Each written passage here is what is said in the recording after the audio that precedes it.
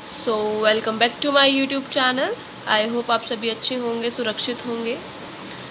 जैसा कि आप देख रहे हैं, वीडियोस को सुनते आ रहे हैं, आज हम चैप्टर नंबर 6 पे आ गए और चैप्टर 6 भी आज वाली वीडियो में ख़त्म हो जाएगा। आपका जो सिलेबस है वो सही कॉन्टीन्यूटी में चल रहा है, आपको कोई टेंशन लेने वाली बात नहीं है। लास्ट वीडियो में हमने किया था हमारे जो रिमेनिंग बेनिफिट्स से डिस्ट्रीब्यूटर और सेल्समैन को और हमारी सोसाइटी को, और कि क्या एडवर्टाइजिंग वेस्ट है, हमने उसके इकोनॉमिक एंड सोशल ऑब्जेक्टिव किए थे। अगर कोई प्रॉब्लम है तो आप मुझे बता सकते हैं। आज हम नेक्स्ट टॉपिक करने जा रहे हैं एडवर्टाइजिंग जस्टिफाई। क्या एडवर्टाइजिंग जस्टिफाई है? आपको पता है बेनिफिट्स भी हैं, लिमिटेशंस भी हैं। हम कॉन्क्लूड कर सकते हैं it's not a wasteful activity. हम अपनी इसकी हेल्प से अपने टारगेट ऑडियंस से कम्युनिकेट कर पाते हैं, लाइक हमारी activities about production, selling, distribution, storage, transportation. जो हमारे प्रेजेंट और पोटेंशियल कस्टमर्स हैं उनसे कम्युनिकेट कर पाते हैं, उनकी वजह से हम चूज़ कर पाते हैं प्रॉपर अप्रोप्रिएट मीडिया। जो हमारे ऑडियंस अगर लार्ज है, number of audience is large, तो advertising is very cost effective method of communication. अगर हम एडवर्टाइजिंग के बाद देख रहे हैं कि हमारी लार्ज ऑडियंस है, विद लार्ज ऑडियंस, तो हमारी ऑडियंस से कम्युनिकेट करने के लिए पर्सन सेलिंग लेस कंपेयर रहेगी और हमारी एडवर्टाइजिंग कोई वेस्टफुल एक्टिविटी नहीं है। It's not a racket organisation but a repeated sales to make, मतलब इतनी है कि हमारी जो एडवर्टाइजिंग है वो सेल्स को इंक्रीज़ कर सके, और हमारी जो डिसिसिव एड्स हैं, कस्टमर का कई बार टाइम वेस्ट होता है बट वो लॉन्ग रन के लिए यूज़ नहीं की जाती हैं। हम इनसे जज कर सकते हैं कि हमारी कस्टमर्स का क्या इंटरेस्ट है, क्या नहीं है। मतलब it pays you in advertise, मतलब आपको पे ही में दे देती है। और जो हमारी टारगेट ऑडियंस है वो कम्युनिकेट करती है, रिकमेंड करती है, और इफ़ेक्टिव टूल है, हमारा मोस्ट इफ़ेक्टिव टूल है advertising, not a wasteful activity. हम इसको जस्टिफाई कर सकते हैं, ठीक है।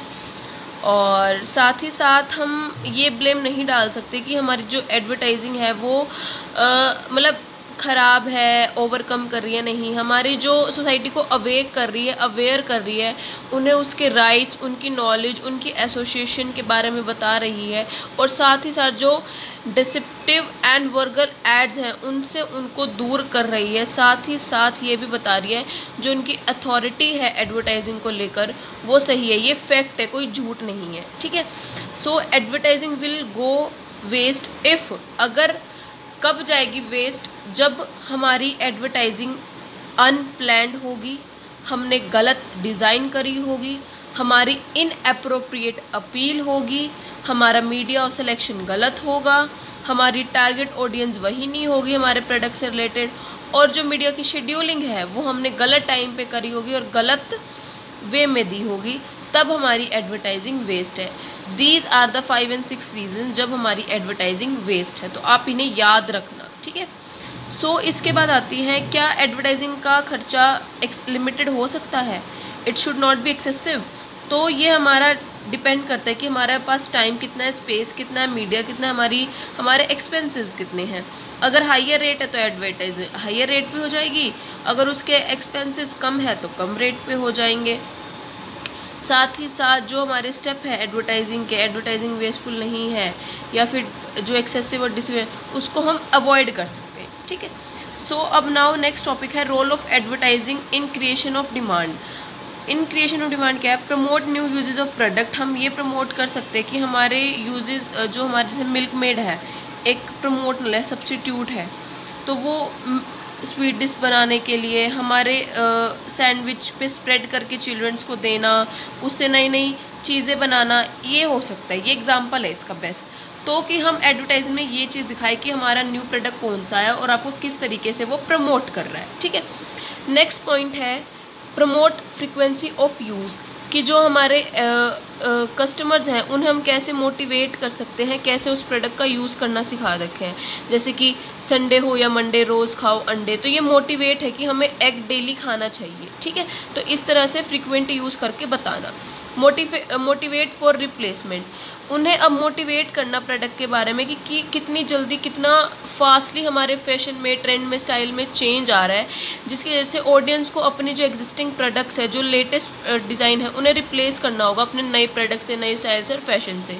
जो एग्जिस्टिंग प्रोडक्ट हैं उन्हें यूज़ करना पड़ेगा एक बार तो सही, अगर आपको अपनी इकोनॉमिक लाइफ को चेंज करना है तो। साथ ही साथ जो आप उनकी एडिशनल डिमांड है प्रोडक्ट के बारे में, उनको भी क्रिएट करना होगा। जैसे कि डबल ट्रिपल डोर फ्रिज है, मोटिवेट करते हैं ऑडियंस को। जो आपके सिंगल डोर है फ्रिज को, उनको रिप्लेस करें, ठीक है। अब सिंगल फ्रिज में आप कुछ ही क्वांटिटी रख सकते हो, पर सिंगल डबल ट्रिपल डोर में आप काफ़ी सारी क्वांटिटी रख सकते हो, और वो आपकी हेल्थ के लिए भी बेनिफिट है, आपकी चीज़ों के लिए भी बेनिफिट है।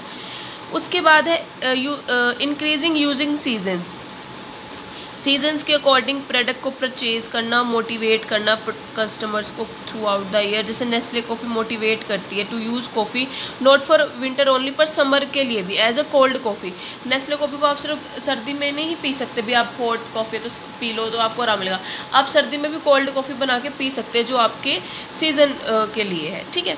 Inform about sales promotion schemes, जो आपकी प्रमोशन, जो आपकी एड इन्फॉर्मेशन है अपने सेल्स, जैसे एक्सचेंज ऑफर्स हो गए, डिस्काउंट ऑफर हो गए, आपके डिमांड को क्रिएट करते हैं। विदाउट एडवर्टीजमेंट दी जो स्कीम है, आप अपनी जो आपके कस्टमर को इन्फॉर्म नहीं कर सकते अपनी सेल्स प्रमोशन के यूनिट के बारे में, तो आपको पहले ऐड दिखानी पड़ेगी। ऐड में आपको अपनी प्रमोशनल टूल्स दिखाने पड़ेंगे, स्कीम्स दिखानी पड़ेगी, जिस वजह से वो आपको इन सबको देखेंगे। उसके बाद है role of advertising in promoting economic development. Economic development को कैसे प्रमोट करता है एडवर्टीजमेंट? आपकी नेशनल इनकम इंक्रीज होती है, आपका स्टैंडर्ड ऑफ लिविंग बढ़ता है, एम्प्लॉयमेंट क्रिएट होती है डायरेक्टली और इनडायरेक्टली एज वेल एज दोनों तरीके से। आपकी डिमांड को क्रिएट करके जो एंटरप्रेन्योर है वो भी सेटअप होते हैं, more and more production units बनती हैं। जो लार्ज स्केल पे प्रोडक्शन है, डिस्ट्रीब्यूशन है, उसकी फैसिलिटेट करते हैं, और हम हेल्प करते हैं अपनी पर रिड्यूस करने में, per unit product cost and production distribution को रिड्यूस करते हैं, हेल्प करते हैं इसको। हम कंज्यूमर्स की चॉइस को इम्प्रूव करते हैं और कंज्यूमर वेलफेयर को प्रमोट करते हैं। Help in promoting expert helps to launch new product, help to solve the problem of business cycle, in turns promote economic stability. इन सब चीज़ों में आपको हेल्प करता है, and these are the economic development for through advertising, ठीक है। So keep in mind. Next and last topic है limitation of advertising, one way communication. It is non a personal communication, जो कि हमारी वन वे कम्युनिकेशन आपको पता है। कोई भी जो अब आपके ऑडियंस के डाउट होंगे, क्वायरीज होंगे, वो आप at a time same time पे क्लियर नहीं कर सकते, बट आपको इमीडिएट फीडबैक नहीं मिलेगा। आपको जो उसका फीडबैक है वो आपकी प्रोडक्ट की सेल और इंक्रीज एंड डिक्रीज में मिलेगा। तो this is a one way communication. We can not achieve feedback, immediate feedback of our target audience. Less credibility कैसे है? बिलीवेबल नहीं है, थोड़ी लेस बिलीवेबल है। पब्लिक कॉन्फिडेंस को जनरेट करने में काफ़ी टाइम लग जाता है। प्रोडक्ट को डिस्क्लोज करने उसके साइड इफ़ेक्ट्स भी हैं प्रोडक्ट के, और जो हमारा कम्युनिकेट है इस पर हाईली पेड सोर्स लगता है हमारे पर्सनस का। सेलिब्रिटीज़ को हायर करना होता है, एम्बेसडर बनाना होता है, और फिर उसके बाद पॉसिबिलिटी नहीं है कि प्रोडक्ट यूज़ में आएगा, इंडोर्स होगा या नहीं होगा। There is no guarantee of product मतलब प्रोडक्ट की सेल होगी या नहीं होगी, तो इसलिए it reduces the credibility of ad message, okay. उसके बाद है non feasible for unbranded products. जो हमारे अनब्रांडेड प्रोडक्ट्स हैं उनके लिए काफ़ी दिक्कत आ जाती है, क्योंकि हम उनकी ऐड नहीं करते जो हमारे ब्रांडेड प्रोडक्ट नहीं है। हम जस्ट सिर्फ और सिर्फ ब्रांडेड प्रोडक्ट्स करते हैं, जिसकी वजह से जो विदाउट ब्रांडिंग प्रोडक्ट है हम उनको आइडेंटिफाई कर ही नहीं सकते और ना ही उनकी ऐड कर सकते। इनफ्लेक्सिबल, जैसे कि आपको पता ही है, ये वन वे कम्युनिकेशन है, जिसकी वजह से हमें उनका रिस्पॉन्स नहीं मिलता हमारी ऑडियंस का, तो ये रिजिड भी है और इनफ्लेक्सिबल भी है। Message can be adjusted and modify with the as per response of feedback and response of target audience, अगर in case of personal selling, अगर पर्सनल सेलिंग हो तो। Not much effective if number target audience small, अगर target audience आपकी कम number की है तो आपको कम्युनिकेशन करने का कोई फ़ायदा नहीं है, आप पर्सनल सेलिंग के थ्रू उसे कर सकते हैं। Advertising is not very effective in the case of target audience is less, ठीक है। Not much effective for technical message, जो हमारे टेक्निकल मैसेज है, अगर ऑडियो जनरल है तो वहाँ पे कम्युनिकेट नहीं है, हमें अपने टेक्निकल मैसेज को वहाँ देना पड़ेगा जहाँ पे हमारी एडवर्टाइजिंग इनइफेक्टिव प्रूव हो जाए, ठीक है। Less effective during the later stages of product life cycle. अगर हमारी इंट्रोडक्शन ग्रोथ या प्रोडक्शन ग्रोथ हो चुकी है और हमें इन्फॉर्मेशन देनी है प्रोडक्ट साइकिल डिक्लाइन और मेच्योरिटी स्टेज में, तो तब आपकी वहाँ पे प्रोडक्ट की सेल कम होगी, क्योंकि जहाँ हमको ऐड देनी चाहिए थी, जहाँ पे हमने अपने कंज्यूमर्स को इन्फॉर्म करना था या फिर मैसेज के बारे में बताना था, तब हमने की नहीं, और अब हम तब कर रहे हैं जब उसकी डिक्लाइन से जाएगी, तो वहाँ पे आपका लेस इफेक्टिव ऑलरेडी होगा।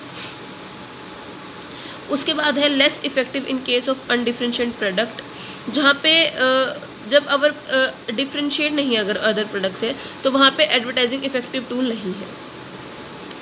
Subjective method of evolution of ad effecting, आपको सब्जेक्टिव मेथड मतलब एज पर मेथड, जैसे कि एडवर्टाइजिंग में भी very effective. Other method of advertising is personal selling, मतलब जहाँ पे आपको मेथड रिड्यूस हो, मतलब जहाँ पे यूटिलिटी अगर एडवर्टाइजिंग की कम हो जाए, वहाँ आपको कोई और मीडिया यूज़ करना चाहिए। Problem of media clutter and ad avoidance, कई बार क्या होता है जो मीडिया क्लटर होता है वो काफ़ी एग्जेसिव होता है, जैसे newspaper, magazine, television, number of ads or shows, और बहुत ज़्यादा रिवेन्यू लगता है, तो टारगेट ऑडियंस उनको देखती नहीं है, ना ही इंटरेस्ट लेती है। तो एडवर्टाइजिंग में क्या होता है कि टेक्निकली प्रॉब्लम आने से वो ऐड को एम्प्लॉय कर देते हैं, सीरियस प्रॉब्लम हो जाती है, तो हमें कंट्रोल रखना चाहिए हमारी ऐड के स्विचिंग पे, मतलब जैबिंग ऑफ ऐड या फिर जैबिंग ऑफ ऐड, मतलब अवॉइड नहीं करना है, फॉरवर्ड करना चाहिए। अकॉर्डिंग टू सर्वे, मतलब जो टीवी एड्स हैं वो ऑलमोस्ट अवॉइड करी जाती है, 78% उनको अवॉइड किया जाता है, ठीक है। प्रॉब्लम ऑफ एड वर्ड्स क्या है, जो हमारी ऑडियंस है हमारी उन इंक्रीज़ करती हैं हमारी अननेसेसरी एड्स को, मतलब अगर उन्हें लगता है कि प्राइस हाई है तो वो उसको पास कर देते, जैसे कि Pepsi and Coke is very common. अगर पेप्सी खरीदेंगे तो कोक नहीं खरीदेंगे, कोक खरीदेंगे तो पेप्सी नहीं खरीदेंगे, तो ये नॉर्मल प्रॉब्लम बता रहे हैं, ठीक है। सो इसी के साथ आपका चैप्टर नंबर 6 खत्म होता है। कोई प्रॉब्लम हो चैप्टर नंबर 6 में, प्रॉब्लम किसी टॉपिक में रिलेटेड या किसी पॉइंट में प्रॉब्लम में हो, तो यू कैन आस्क मी, आप मुझे मैसेज करके बता सकते हैं। तो वीडियो को लाइक, शेयर, कमेंट कर देना, and must subscribe my channel. Thank you, have a nice day.